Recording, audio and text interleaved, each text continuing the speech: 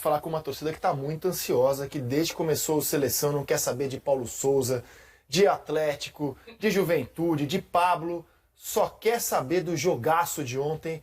Está dinizada, ou dinizada, não sei como dizer, mas o dinizismo ontem impactou muita gente. E a primeira pergunta que eu faço a você, Pet, é a seguinte.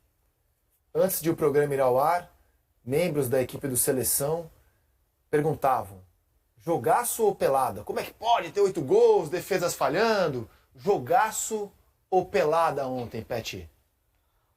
Bom, André, pelada longe da pelada, né? Longe, não tem nem pé de pelada. Foi um jogo muito bem jogado, espetacular, a dizer. E eu fiquei surpreso, né? Porque são times grandes, né? Tu esperava antes do jogo, e falei isso antes do jogo, que espera um jogo muito bem jogado. Reação do Fluminense nessa situação, ficou chateado com o último jogo contra a Juventude, naquelas condições aquáticas. E reação esbanjar, e o Atlético, a gente sabe da qualidade do Atlético, onde vai assim, buscar a liderança do campeonato. E o jogo começa onde acho que os Fluminense surpreende o Atlético no início pela postura, um jogo super dinâmico, veloz, intenso, bem jogados, linhas altas, compactas, marcações fortes, dobra na marcação, pressão pós perda de bola, construindo jogadas tecnicamente bem. Com direito a gol de barriga. Com direito a gol do Renato, de Renate, né? E muito bem. E aí, marcando e não deixando o Atlético reagir. Aí depois de uma falha coletiva, não individual, porque coletiva porque não tem porquê, jogando tão bem, assumir um risco desnecessário e jogar atrás. Aquela jogada sair de trás, não, jogava muito bem no campo do adversário. Falei isso, logo vem a resposta do Fluminense, jogou muito bem no ataque, individualmente, coletivamente, faz um gol do Samuel Xavier e amplia o placar o 3-1. E Atlético tentava, vimos aquela finalização do Sacha, defesaça do Fábio, e agora no final do jogo, essa qualidade do Atlético, qualidade chega, aproveita uma chance, uma apresentação do Fluminense, porque até Bombeiro quis entrar, pensava todo mundo que o jogo ia acabar. E aí tivemos a diminuição, saia lá o 3-2 do placar no intervalo, que tem uma roubada, pressão, Atlético volta no segundo tempo e começa o segundo tempo como começou o Fluminense. Com intensidade, pressionando lá na frente, criando as chances, empata o jogo. Aí você, puxa, que jogaço, vai ter uma virada. Mas o Fluminense não desistiu, não mudou nada, nenhum dos times mudou nada. Acho que o único um pouco mais abaixo do jogo, do nível do jogo, que foi muito bem coletivamente jogado, foram laterais. A zaga do Atlético deu um pouco mais espaço, o Rubens pagou pela inexperiência no lado dele, levou-se alguns gols nas costas dele, e o Fluminense foi melhor no conjunto da obra, criou mais, finalizou mais, mas fiquei impressionado de jogo coletivo, do Fluminense principalmente. Dinizismo? Não sei se... Já dei um recado. Vou fazer o jogo de novo sábado, contra o Atlético Goianiense. Se atreve a jogar mal e não jogar como jogou, porque não importa, é o como jogou que me surpreendeu. Que em 20 metros compacto, todo o time em blocos, subindo as linhas, quando a bola voltava para trás, saindo a zaga muito rápido. De vez em quando não acertava em linha, alguém ficava para trás um pouco, mas isso não importa, você via ideia, claramente ideia, o que queria fazer. Quando perdia a bola, pressão pós perda de bola. Quando roubava a bola, atacava uma transição rápida com 6 jogadores. E o zaga acompanhava. Quando voltava com todo mundo. E isso favorece jogadores de qualidade como o Luiz Henrique, tecnicamente, como o Arias, John Arias, como o Ganso, que no pequeno espaço fazer um passe, isso porque não precisava fazer as corridas desgastadas. Ganso ganhando na velocidade do Mariano. Acredita, mas você ganhou na velocidade, deu uma tapa e ganhou na velocidade, deu passe no cruzamento e o Luiz Henrique deixando puxadinha de futsalão para finalização do João Arias no primeiro gol. Então, realmente... E o André? O André dando passe para o quinto gol fantástico. Eu levantei na cabine e aplaudi. Não pelo gol, porque o bola foi desviada. Isso, a bola vai entrar, não vai entrar, você vai ganhar. É consequência do que você está fazendo. Então, não vi há muito tempo um jogo tão bem disputado. Atlético tinha qualidade, tentou reagiu no segundo tempo, mas não soltou o mão de freio, né? Do bonde, do comando, freio de mão, não soltou e foi para cima o Fluminense. O nível de ontem, velocidade, organização, tática, estratégia, qualidade técnica, velocidade do jogo, disputado do nível do jogo do Premier League. E não foi há muito tempo que eu assisti isso. Graças a Deus eu presenciei e agradeci o PC que estava lá, porque depois de muito tempo foi no Maracanã. Então eles jogaram por causa do que o PC foi para o Maracanã fazer jogo comigo.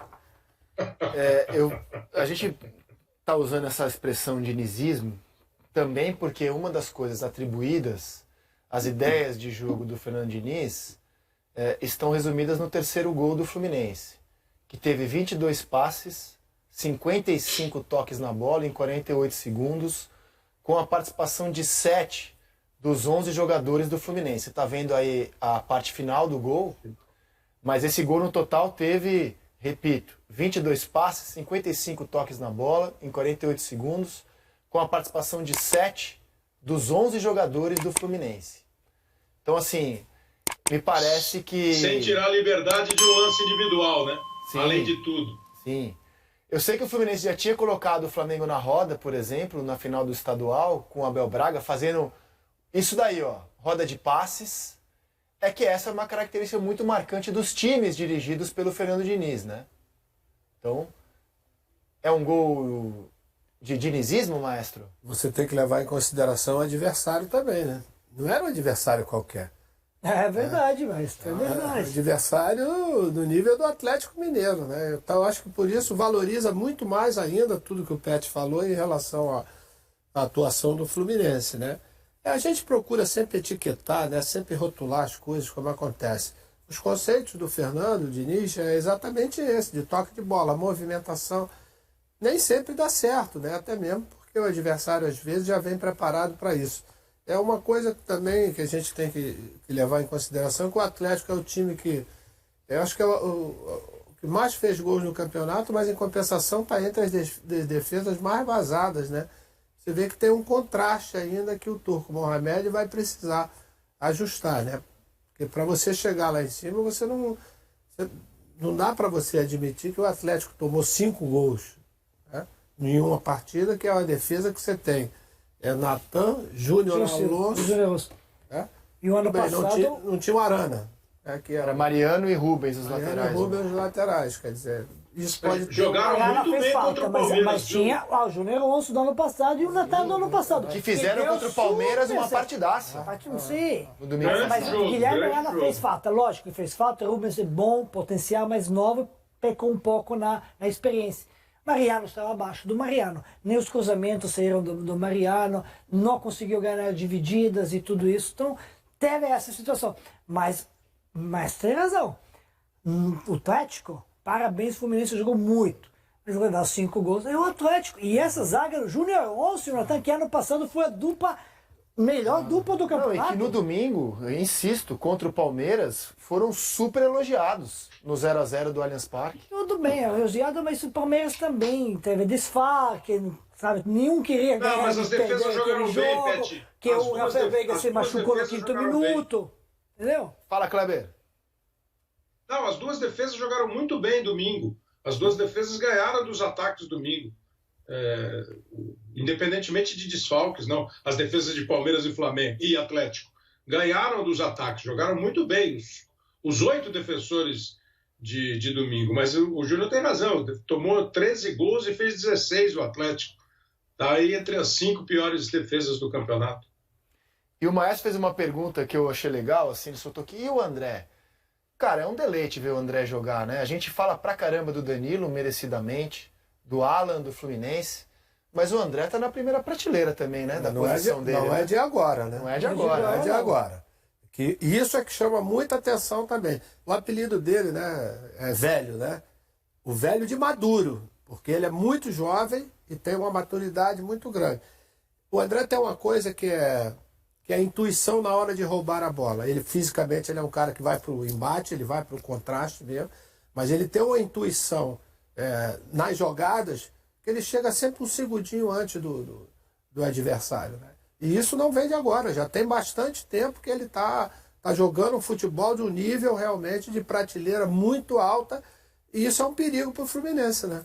Porque com a situação que tem o Fluminense em termos financeiros... Vou ver se você pensa, ou vocês pensam assim, mas característica do André, né? Essa coisa de combate, de rapidez, isso. O que me lembra? O Williams, do Flamengo no 2009, de essa forma, só que muito mais qualidade no passe na frente para frente. Mas aí, capacidade que o Williams tinha de combate, de rapidez, de sempre chegar antes, que tu pensa que é lento, de repente acelera.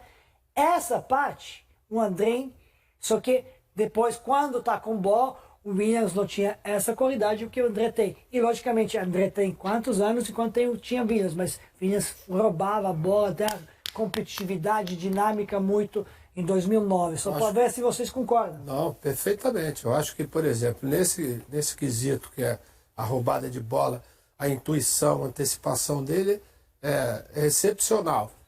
Ressaltando que quando tem a bola nos pés, na hora do toque, tanto que o lançamento que ele dá para o Luiz Henrique no último gol, que é milimétrico. O que eu lamento é que apenas 16 mil pessoas tenham assistido a um jogo tão bom. Lamentaram ontem. Um público muito pequeno. André, não podia ser diferente em função do Fluminense que jogou contra o Juventude, tudo bem. Não vamos nem falar do campo, porque isso já é águas passadas. Mas eu acho que pode ter tido uma influência do mau resultado do domingo, né?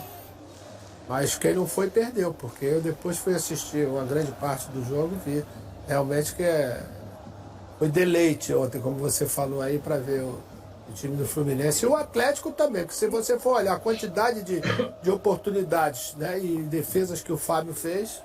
E vou te falar assim, ó, a gente está sendo generoso, né? Porque o corte está bem fechado onde tinha público, né? Agora porque no corte aberto, assim, do Maracanã, 16 mil, 16 que o estádio um estádio com capacidade de 78, né? É só você fazer o percentual. Quem estava lá fez uma festa bonita. E aí a imagem está fechada em quem estava lá. Mas quando você vê o Maracanã no todo, era pouca gente. 16 mil pessoas, repito, ontem no Maracanã. Aqui no Seleção de ontem, cara, que delícia, hein, Lédio Carmona? É a nossa vingança aqui, me e do David Braz.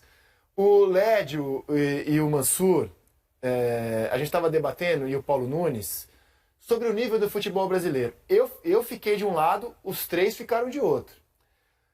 Havia a sensação de terra arrasada de nível do futebol brasileiro, porque a rodada do fim de semana passado foi muito ruim. Foi baixo o nível técnico, né? A gente viu partidas chatas de se ver. Eu estava ponderando, modéstia à parte, que a gente não pode avaliar o nível do campeonato por causa de uma rodada que foi ruim. E acho que a gente tem uma exigência aqui que talvez nunca seja atingida, de um nível de Premier League. O David Braz estava assistindo ao programa ontem, cara. E vai dar uma cornetada aqui nos comentaristas do programa. Quem comenta pode ser cornetado. Fala, David Braz. Dá pra dizer que foi o melhor jogo do Campeonato Brasileiro? Não sei se dá pra dizer isso, mas foi um dos melhores, né?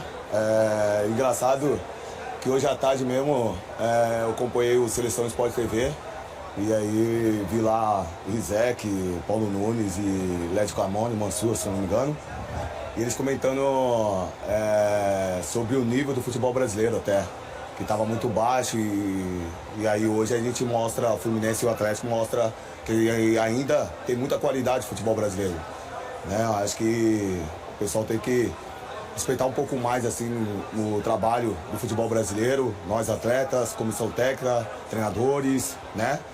E ver que a gente está fazendo o possível para mostrar que ainda somos o melhor futebol do mundo, né? Nós somos o país que tem mais título mundial, né? E nós brasileiros que tá sempre em destaque fora do país, né? Você vê aí o Vinícius Júnior decidindo a Liga dos Campeões. Então, assim, acho que é uma coisa que tem que... Não pode generalizar quando tem um jogo ruim, né? Que acontece realmente, né? Ainda mais que a gente não tem a mesma estrutura que tem lá fora. A gente não pode também deixar esconder isso daí, né? Não é uma crítica, né? A gente está procurando aproveitar tudo isso que a gente tem da melhor maneira possível. Primeiro quero agradecer ao David Braz pela audiência e pela crítica respeitosa que ele fez ao programa. Mas também é meu papel dizer ao David Braz que, embora concorde com o conteúdo dele, que quando comentaristas opinam que o nível técnico é baixo, não é um desrespeito. É a função do comentarista. Opinar se acha o nível técnico alto, baixo, e que aí não há nenhum desrespeito nessa opinião. Na minha visão, é o nosso papel de crítico. Podemos acertar, errar, mas não há nenhum desrespeito quando se opina que o nível técnico não é aquele, era o caso dos comentaristas que aqui estavam, que o campeonato poderia ter. E sobre a estrutura, foi um tema também do comentário do Mansur. Na opinião do Mansur, o calendário do futebol brasileiro também não permite que a gente tenha jogos de muita qualidade, como o que, inquestionavelmente, assistimos ontem no Maracanã. E o Fluminense... Posso falar 10 segundinhos só disso? Claro, Kleber, até mais, fique à vontade. Não, é porque assim, eu adoraria que mais profissionais do futebol fizessem como o David. Ele não pôde debater, mas ele viu e respondeu. É isso, eu ia falar sobre isso. Ninguém desrespeita. Eu estava vendo o programa ontem, a primeira parte do programa, que até me deu inspiração para fazer episódio de podcast. Então, aquela história do rodízio, se não está exagerado, foi muito interessante mesmo a primeira fase. Não sou um David Braz, mas estava vendo a primeira parte do programa. Claro, ninguém desrespeitou ninguém. É uma questão de opinião. Você vai ter jogo bom e jogo ruim. E assim, para você manter aquele equilíbrio, né? Eu acho que os jogos do Campeonato Brasileiro melhoraram esse ano em relação ao ano passado, na média. Mas você não pode pegar uma rodada ruim e dizer que o campeonato é uma porcaria. E nem pode pegar um jogo bom e dizer que o campeonato é maravilhoso. Como dizem os treinadores, equilíbrio, equilíbrio. E no que eu concordo muito na opinião do Lédio, do Paulo e do Mansur ontem, é que o nível pode ser melhor. E para o nível ser melhor, a gente tem que ter melhores condições. Por exemplo, não ceder jogador em data FIFA. Porque o Flamengo jogou sem o Arrascaeta 2 jogos, o Atlético Mineiro jogou sem o Arana 2 jogos, o Palmeiras talvez não tenha hoje de novo o Everton, o Gustavo Gomes e o Danilo, coisas que contribuem muito, além de um calendário melhor, de gramados melhores, para um futebol que possa ser melhor. A gente aqui... De jogo mais jogado, menos parado, menos reclamado, menos simulação. O objetivo aqui... E coloca John Arias jogar, que o Atlético não coloca Guilherme Arana. John Arias jogou pela seleção e jogou ontem. E foi muito bem. O Arana também cruzou o mundo, né? O cara jogou do outro lado do planeta. Dizendo, o Léo Ortiz também. Sim. Talvez tenha sido um dos melhores. Talvez não, certamente foi um dos melhores do Bragantino ontem. É verdade. Só que o Léo Ortiz não jogou como vai muito da necessidade do time, né, Pet, Júnior? O que o time está precisando. O Bragantino, o pensamento tá mal. Desgaste e Guilherme Arana jogou, só que o John Arias jogou, cruzou, o Léo Ortiz não jogou, entendeu? Então... Agora, eu agradeço, cara, que legal que o David Braz estava assistindo ao programa e super legal. Podia debater toda semana. Como disse o Kleber, que mais gente fizesse isso. Eu posso mandar um recado para David? E quero dizer que o Seleção, inclusive, vocês não precisam fazer isso só em entrevista no jogo. Quando um jogador, um técnico, um dirigente achar que aquilo que a gente está falando aqui não tem nada a ver, é bobagem, ou ele discorda simplesmente, nos procurem. A gente vai colocar vocês no ar. E tem uma informação aqui a dar quentinha. Ontem a gente estava... Não foi só o David Braz que soltou uma corneta aqui contra a gente, não. Então vamos escutar outro, depois eu mando um recado para todos que soltaram a corneta. Tá. O Fluminense foi nas redes sociais gastar uma onda pelos palpites dos nossos comentaristas. Gente, palpite, né? Só que, coincidentemente, nenhum era a favor do Fluminense. Olha lá. Deixa eu ver, eu estou aqui. O senhor está. Tá bom. Não, o senhor não está, o senhor não está. Claro que não. O senhor não está. Claro que não.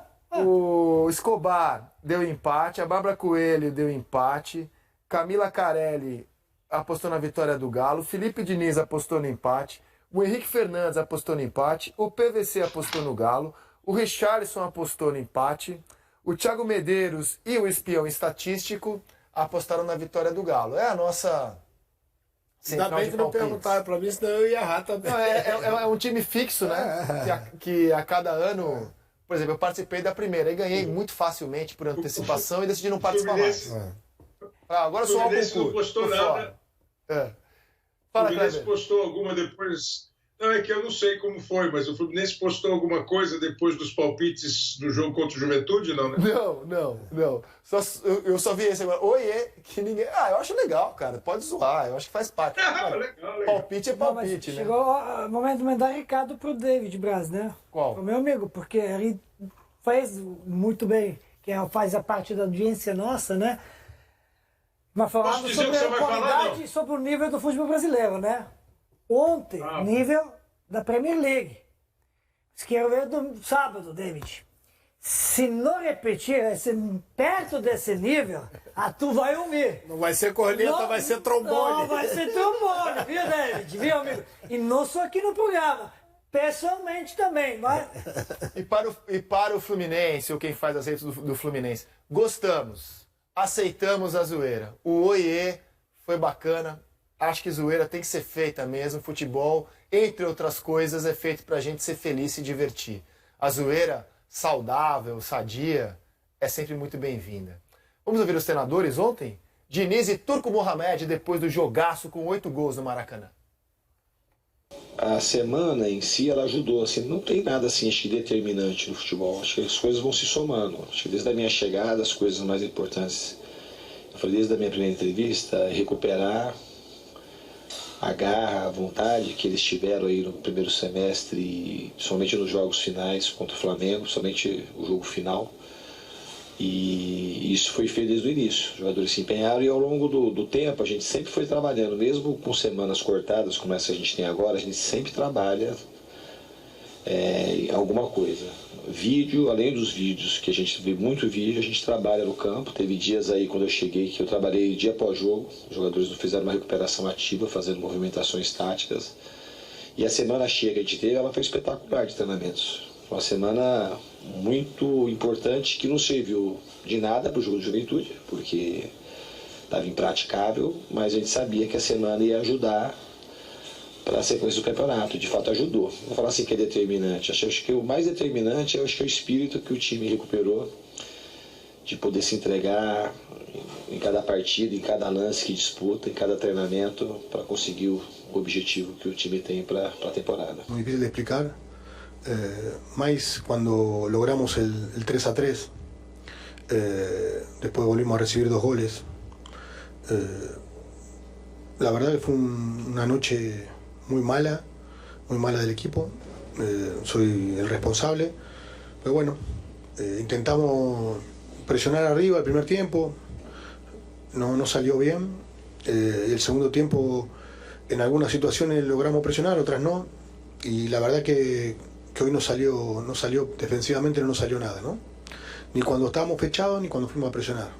Entonces, una noche para olvidar y esperemos el sábado tomar revancha rápido.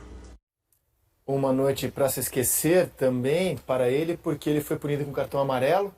O Leandro Voaden, que foi o árbitro, anotou na súmula, abro aspas, que por entrar no campo de jogo após o término do primeiro tempo para discutir com o atleta adversário. O Tec foi acusado de ter xingado o Luiz Henrique ontem. Eu posso pensar diferente do que o Turco? Claro. Primeiro, não é uma noite muito mal, não foram tão mal. Resultado, né? Resultado foi tomar 5 gols, isso sim, claro, o nível do Atlético Mineiro nesse momento é uma coisa que tem que abrir muito o olho, mas é muito mais pelo excepcional jogo que o adversário fez. E ele em nenhum momento citou isso, pelo menos não nessa fala que a gente viu agora. Não sei se não uma outra pergunta, né? E o Atlético tentou reagir.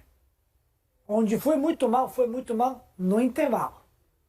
Nessa polêmica que ele foi lá, no vídeo do Luiz Henrique, não sei o que ele falou isso e provocou essa situação, que poderia estragar um jogaço. Então, penso diferente dele, acho que o time dele não foi muito mal, zaga teve alguns erros, ele tentou uma coisa, mas foi impedido pelo adversário, e o adversário foi melhor e não deixou a peteca cair quando ele, no segundo tempo, no início do jogo, conseguiu devolver o toco como o Fluminense fez na primeira etapa, né, no início do jogo. Mas o Fluminense não caiu.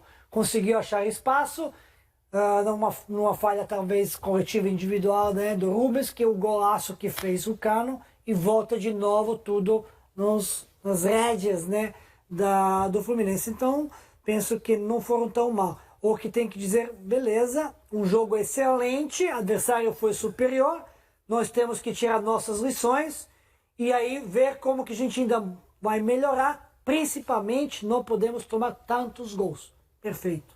Acho que quando ele fala esquecer o jogo, é exatamente nesse ponto, na parte defensiva, que foi um dos pontos fortes do Atlético ano passado. Vou agora a Belo Horizonte, bater um papo com o Jaime Júnior sobre o Galo e depois sobre o líder da Série B, o Cruzeiro. Fala, Jaime, boa tarde, bem-vindo, meu caro. Como repercute por aí a derrota de ontem e que análise você faz da atuação especificamente do Galo ontem no Maracanã?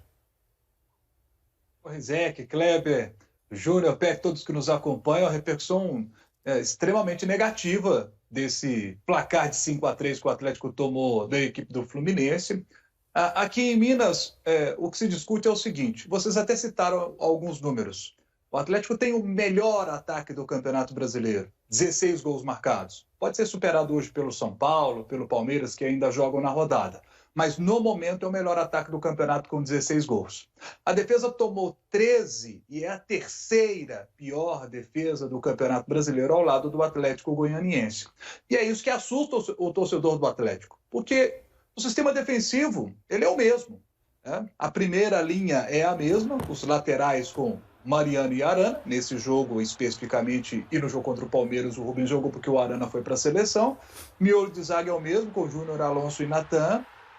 Você tem os dois volantes, Jair e Alan. Então, o coração desse sistema defensivo é o mesmo. E o Atlético do Cuca se defendia muito bem. O do Mohamed, não. O Atlético falha muito no sistema defensivo. Se a gente pegar o Campeonato Brasileiro desse ano, o Atlético só não fez gol nesse Campeonato Brasileiro contra o Palmeiras. Nos outros jogos, todos o Atlético conseguiu fazer pelo menos um gol. Mas a defesa está vacilando demais. Então, o torcedor do Atlético entende que hoje a pontuação poderia ser muito melhor se o sistema defensivo não falhasse tanto. Jogo contra o Goiás, o Atlético fez 2 gols, mas tomou 2 também, empatou o jogo. Jogo contra o Curitiba fez 2 gols, mas tomou 2 também. Toma 2 do América. Então, todo jogo o Atlético está tomando gol. Antes do jogo contra o Palmeiras, o Tuco Mohamed disse o seguinte, olha, eu não estava tendo tempo para poder treinar. Jogo meio de semana, fim de semana, meio de semana, fim de semana. Antes do jogo contra o Palmeiras, ele teve a semana toda para poder treinar. Então ele disse antes dessa partida que iria focar no treinamento do sistema defensivo, treinar a transição defensiva. E aí veio o jogo contra o Palmeiras e o Galo teve uma grande atuação defensiva. Ofensivamente, os 2 ataques foram anulados. Mas defensivamente o Atlético foi muito bem. Os alas muito bem, os laterais bem, tanto Rubens como Mariano, o miolo de zaga muito bem, volantes. Tudo funcionou muito bem no sistema defensivo do Atlético. E aí, o torcedor do Galo começou a imaginar o seguinte, olha, o ataque faz gol. A defesa agora se acertando, o Atlético tem tudo para poder ter um ótimo mês de junho. Dar uma arrancada no Campeonato Brasileiro e bem nas oitavas da Copa do Brasil contra o Flamengo. Pegar o Emelec na Libertadores da América e conseguir passar também. Nesse momento, o torcedor do Atlético, para citar um termo bem mineiro, ele está ressabiado, porque o time toma gol demais. O Atlético precisa se acertar defensivamente, e o Mohamed ainda não conseguiu fazer isso. Internamente, o Mohamed é um treinador que é muito querido por todos na cidade do Galo. Todos gostam muito dele, aquele estilo brincalhão. Ano passado, com o Cuca, o clima já era bom. A avaliação interna é que esse ano é ainda melhor. Então, a torcida da diretoria, todos comissão técnica, por gostarem muito do Mohamed, é que o trabalho dê muito certo, né? Mas até agora o Atlético tem essa dificuldade para poder se acertar defensivamente. Acho que é um ponto aí para Júnior, Pet, até que jogaram bola para poder comentar a respeito disso. Ano passado, o Cuca, vocês se lembram? Marcação individual. Sistema defensivo com o Cuca, encaixes individuais, né? O Alan entrava no jogo, sabia que ele tinha de pegar. Com o Tuco Mohamed, muda o sistema. É uma marcação por zona. Em alguns jogos você tem ali um jogador, às vezes, mais destacado para fazer uma marcação individual. Mas a essência do sistema defensivo do Atlético com o Tuco é de marcação por zona. Nós estamos no meio do ano. Demora tanto assim para poder acertar um sistema defensivo quando há essa mudança, né, de marcação individual para setor. Está dentro de um processo normal, dentro de um calendário como o nosso, quando você não tem meio de semana para trabalhar? Eu queria fazer uma pergunta ao Jaime, que é a respeito da influência que tem a saída do Savarino e a saída e a ausência do Zaratio, né? Foram dois jogadores importantíssimos no Atlético o ano passado. O quanto tem influência, por exemplo, no rendimento do time, esses dois jogadores por enquanto, Jaime? O Keno, inclusive, voltou ontem, né, Júnior? Então, o Atlético jogando sem os seus dois jogadores de frente que são titulares, sem Zaratio e Keno nos últimos jogos, né? O Zaratio é o titular ali pelo lado direito, e quando o Atlético não tinha o Zaratio, ele tinha o Savarino. E eu não sei se vocês concordam, mas para mim o Savarino era um jogador que tinha conseguido desempenhar melhor o seu futebol dentro do Atlético do que o Ademir está conseguindo até agora. Ademir é um bom jogador, tem muito ainda para crescer, mas vejo o Ademir como, por exemplo, ano passado no América, o América era um time que era mais atacado pelos adversários e saía nos contra-ataques usando muita velocidade do Ademir. Agora o Atlético é que propõe mais. E aí o Ademir, como é um jogador com característica, a sua principal característica é a velocidade, eu acho que o Ademir tem mais dificuldade para jogar do que o Savarino. O Savarino que também era um jogador veloz, mas quando o Atlético propunha o Savarino com a bola, o Savarino conseguia se aproximar, por exemplo, do que o Zaratio faz. Então acho que a ausência do Zaratio ela é muito importante, ela é muito sentida no time do Atlético, em que pese o fato do Zaratio nesta temporada não estar jogando a mesma bola que ele jogou no ano passado, né? Alguns jogadores não estão jogando neste ano o mesmo que jogaram no ano passado. O Nathan Silva no ano passado, por exemplo, foi extraordinário. Esse ano ele teve uma queda de produção, né? Tem cruzamentos, por exemplo, para a grande área que ele está chegando, né? Os jogadores estão conseguindo antecipar ao Nathan. No passado ele conseguia chegar primeiro que o adversário. Jair teve uma queda de produção. Ontem ele conseguiu ofensivamente ser muito importante, com um gol e 2 assistências, né? No aspecto ofensivo, o Jair foi quem mais se destacou ali. Já no sistema defensivo, ontem acabou todo mundo indo muito mal, né? Mas é claro que Vargas é outro que está fora, que faz falta, né? Então agora esses jogadores vão voltando, o Keno voltou, o Vargas talvez volte para a próxima semana. Um pouco mais para frente a gente deve ter aí a volta do Zaratio, que é uma lesão um pouquinho mais chata. Então o Atlético precisa do retorno desses jogadores. Vai chegar o Pavon no mês que vem, o Pavon que vem do Boca Juniors da Argentina. O Atlético está para trazer mais um zagueiro. A informação a gente tem é que o Gemerson, né, que jogou recentemente no Corinthians, revelado na base do Galo, jogou no Mônaco, lá fora, o Gemerson estaria voltando para o Brasil para jogar pelo Atlético. Então essa janela do meio do ano o Galo deve dar uma reforçada, né? E imagino o Turco Mohamed deve estar torcendo para que os problemas físicos, jogadores machucados, não aconteçam mais no número que vinham acontecendo para atrapalhar o desempenho físico da equipe, né? O desempenho técnico da equipe, né? Porque perder os seus dois dos seus principais jogadores de frente, né? Você perde Keno e Zaratio, pesa muito, né, para qualquer time. Volto aqui ao assunto que abriu a seleção de hoje, que foi a iminente saída de Paulo Souza. Como eu disse, a gente ia apurar a nossa equipe, nossa produção, com o programa no ar, e a gente conseguiu avançar na informação do interesse do Flamengo em Dorival Júnior. A gente conseguiu avançar nessa informação de que o nome realmente, como já está publicado no GE e disse o Fred, é o Dorival Júnior. Depois do intervalo, daqui a pouco, a gente vai ao vivo a Fortaleza saber se essa informação já chega ao clube e o que a nossa equipe em Fortaleza fala, mas o nome pretendido, não sei se será realizado, mas pretendido pelo Flamengo, a prioridade é de fato o Dorival Júnior.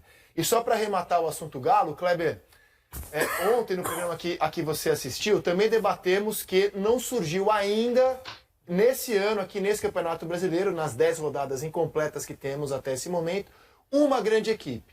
O próprio Atlético Mineiro, que foi indiscutivelmente a grande equipe do Campeonato Brasileiro do ano passado, só foi assumir a ponta na 15ª, ou seja, daqui a 5 rodadas. Então, até agora, o Galo não rendeu, o Flamengo não rendeu, o Palmeiras podia estar melhor. Não surgiu ainda o time, mas, repito, no ano passado, o time só assumiu a ponta na 15ª, Kleber. Não, tem toda a razão. Quando começou o campeonato, o meu raciocínio do campeonato é que o campeonato tinha 3 certezas, o Palmeiras, o Atlético e o Flamengo, uma boa possibilidade, o Corinthians, e 16 interrogações. Agora eu acho que você tem um momento do Palmeiras muito bom, acho que é o time que está acima dos outros nesse momento, somando desempenho e resultados. Acho que o Atlético às vezes é mais criticado do que merece, mas é um pouco o que disse o Jaime.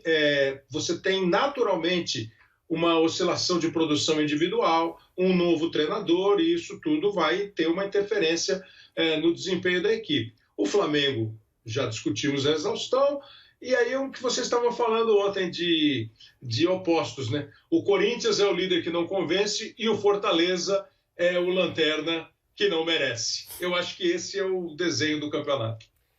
Na Série